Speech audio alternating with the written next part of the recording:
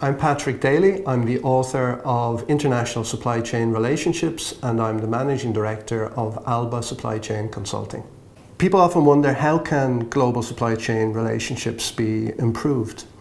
And really, once the nature and the objectives and the benefits that are associated with your supply chain relationships are understood, the performance of these relationships can be nurtured and enhanced through effective communication, through aligning incentives, and through making sure that the ownership and accountability for the relationships are clear on both sides.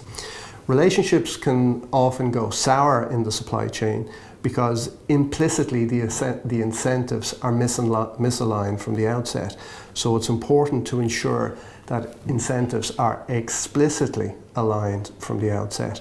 It's very important to understand also that relationships are about people, and therefore some person needs to explicitly own and be accountable for these relationships on both sides. It's also very important that appropriate time and attention is given to nurturing the relationships and paying attention to the performance on an ongoing basis, and actively getting involved to ensure that the communication, the incentives, the ownership and the accountability are all effective.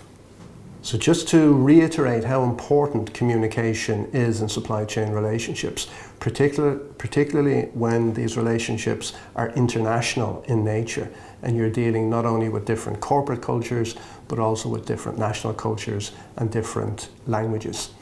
The importance of communication cannot be underestimated, and if you don't pay sufficient attention, you may find that your relationships are going to go sour in the long term.